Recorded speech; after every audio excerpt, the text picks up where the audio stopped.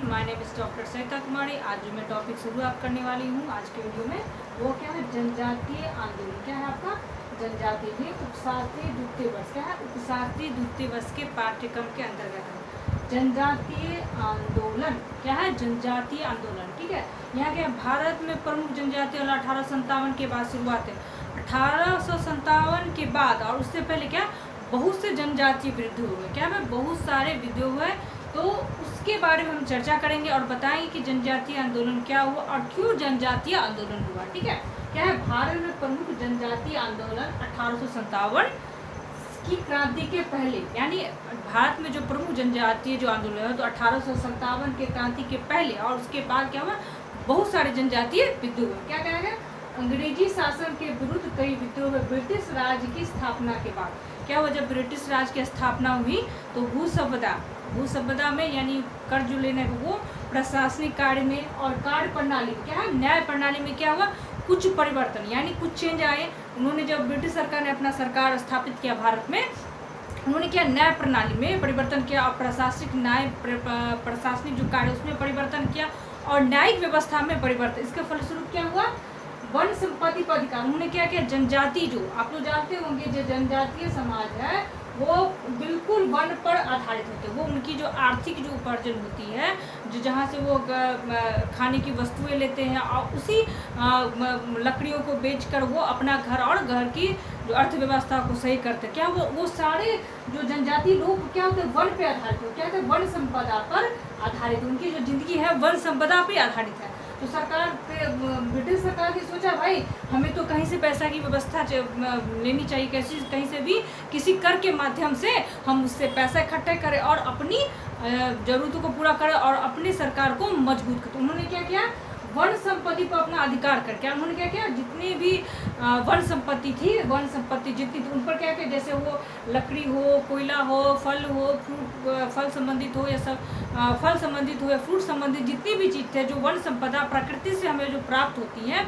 One संपदा का तात्पर्य प्रकृति से जो हमें संसाधन प्राप्त होते हैं, चाहे वो लकड़ी हो कोयला हो जो भी वस्तुएं जो आपको वन से प्राप्त होती, क्या होता है वन संपदा में गिनती आती। क्या वन संपत्ति पर अधिकार करके सुरक्षा के लिए अब क्या किया उन्होंने जितनी भी वन संपत्ति थी उन पर क्या किया उन्होंने अपने कब्जे में कर लिया और क्या कहा उनको बोला कि उन्होंने जनजाति से बोला कि भाई हम आपकी वन संपत्ति की सुरक्षा कर रहे हैं जिससे कोई दूसरा चोर या वगैरह आपका कोई संपदा को नुकसान न पहुंचाए, आपको उस संपदा से आपकी आर्थिक उपार्जन भी हो, आप खाने की वस्तुएं भी लें। तो क्या उन्होंने क्या किया उस पर अधिकार किया। उन्होंने क्या किया वन संपदा पे अपना अधिकार किया और तत्पश्चात उनसे क्या किया जनजातियों से बोला कि जनजातीय समाज से बोला कि भाई तुम्हारे हम वन संपदा की तो रक्षा कर रहे हैं, इसके बाद में तुम बेगारी दो कुछ पैसे दो, हम मुफ्त की क्यों काम करें, हम तुम्हारी वन संपदा की जो रक्षा कर रहे हैं वो मुफ्त में क्यों करें, उसके लिए तो मुझे क्या हो बेकारी दो। क्या हो उन्होंने क्या कहा बेगारी लेने जाने लगे, क्या कि उनके नाम पर वन संपदा की सुरक्षा के नाम पर उन्होंने क्या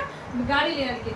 उससे क्या हुआ आक्रोशित हो गए जनजाति आक्रोशित भाई कि मेरी जनता जो जनजातीय लोग थे वो आक्रोशित हो। क्यों आक्रोशित भाई कि भाई हमारी संपदा है आप उसी की संपदा को सुरक्षा के नाम हमसे पैसा ले लें, ऐसा हम क्यों दें।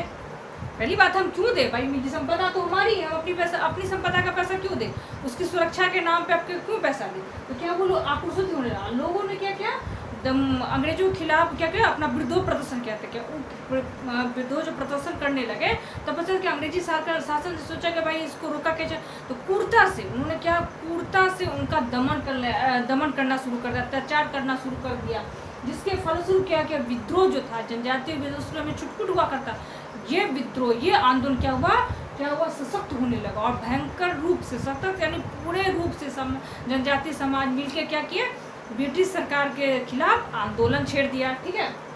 अब कौन कौन से भाग में आंदोलन शुरू हुए, कौन कौन सी जनजातियां नहीं की और कौन कौन से भाग में ये इनकी शुरुआत। पहले क्या है पूर्वी भारत में, भाई पूर्वी भारत में कौन कौन सी जनजातियां था ऑब्जेक्टिव पूछेगा भाई कि पूर्वी भारत में कौन कौन सी जनजातियां पाई जाती है, ठीक है। तो इसी क्या है पूर्वी भारत में क्या है कौन कौन सी जनजातियां हैं, क्या है पहले खासी है ये जनजाति है, उसके बाद कोल है संथाल है मुंडा है कुकी है और खून है, ये सब क्या है पूर्वी भारत में। कौन सी भारत में पूर्वी भारत में जो जनजातियां कौन कौन सी पाई जाती है, क्या खासी कोल संथाल मुंडा और कुकी, ये सब पूर्वी भारत में। और क्या पश्चिमी भारत में चले आइए तो यहाँ क्या है भील रामोजी, ये है जनजाति का नाम है भील रामोजी जो पश्चिमी भारत में पाए जाते हैं। उसके क्या है दक्षिण भारत की तरफ चले आइए तो कहाँ मिलता है, कोरमाल्या, ये जनजाति है क्या है, कोरमाल्या। उसके है कोंडा डोरा, ये क्या है, ये दोनों जनजातियाँ दक्षिण भारत में पाई जाती है। क्या है, कोंडा और माल्या का कोंडा जो डोरा है वो क्या है, दक्षिण भारत में ये जनजातियाँ